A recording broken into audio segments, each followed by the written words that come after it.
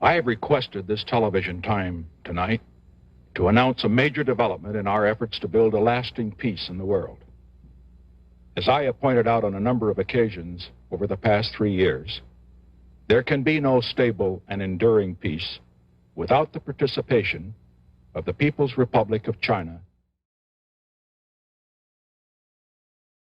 The relationship between the United States and China has not always been very welcoming. In fact, it was quite brutal in the beginning.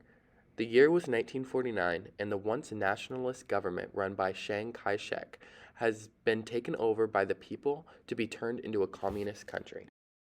This newly established communist country, led by Mao Zedong, set up decades of limited connection with the U.S., due to the United States foreign policy stating that they will have no connection with communist countries.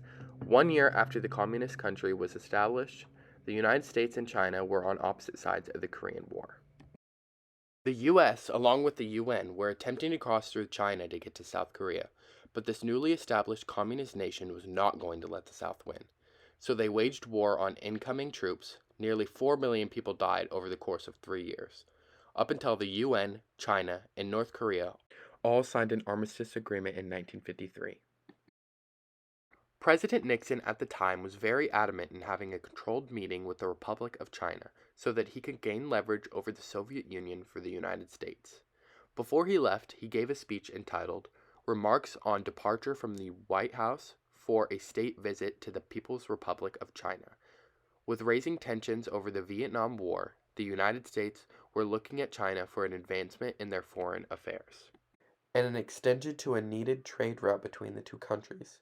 China had not been a viable choice for the past decade due to them being a communist country, but the rising tension between the United States and the Soviet Union led Nixon to believe that it would be a good strategic move to start a new relationship with one of the Soviet Union's allies. China had agreed to this meeting due to tensions between them and the Soviet Union, because the Soviet Union had attempted to de-Stalinize their country. The issue for China on de-Stalinization was that they didn't want to have relations with the Soviet Union with the idea that the future of their country was looking westernized. President Richard Nixon announced he was going to China on July 15, 1971. His announcement was a shock to most Americans. Nixon mentioned that since the United States and China are two large and powerful countries, that they should, in some way, get along. Nixon went to China initially to gain leverage over relations with the Soviet Union. He established direct relations with the People's Republic of China after partying for 20-plus years. Leaders of the People's Republic of China and the United States of America found it beneficial, after so many years of not communicating, to share the beliefs and views on many political issues.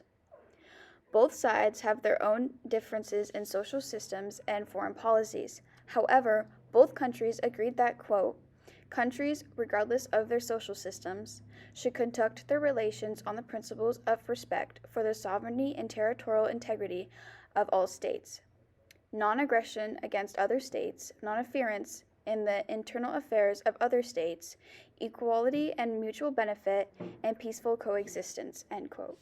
They settled that both the United States and China are prepared to apply these principles to their, quote, mutual relations. Nixon wanted to create this relationship to prevent future clashes and to benefit both countries economically.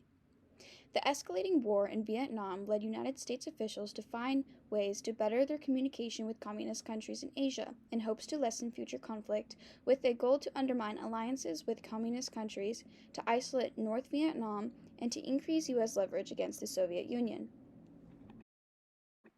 Nixon also mentions that getting to know each other will reduce miscommunication and future confrontations, and in doing so, easing the travel and trade restrictions against China from the Korean War in the early 1950s will help to improve relations. Towards the end of the 8 days Nixon was in China, he met Chairman Mao and signed the Shanghai Communique, which is an official document that says that the United States and China are communicating again, in which each articulated its position on a crucial obstacle to normalize the Taiwan issue. The United States also noted the importance of finding a peaceful resolution to the Taiwan issue and that it intended to withdraw remaining U.S. troops from the Taiwan. The principles of the Shanghai Communique provided the basis for the establishment of the formal diplomatic relations between the two countries in 1979. On a global scale, increased understanding of each other fundamentally altered the context of the Cold War and influenced the future development between the United States and the Soviet Union. That the government of the People's Republic of China and the government of the United States have had great differences. We will have differences in the future. But what we must do is to find a way to see that we can have differences without being enemies in war. President Richard Nixon's visit to China helped ease tensions between the U.S. and China and open diplomatic relations. As an immediate result of Richard Nixon's visit to China was an almost instantaneous crucial shift in the Cold War balance. It, quote, altered the balance of power in the so-called strategic triangle, U.S., China, and the Soviet Union at the time, end quote, said David Shambaugh.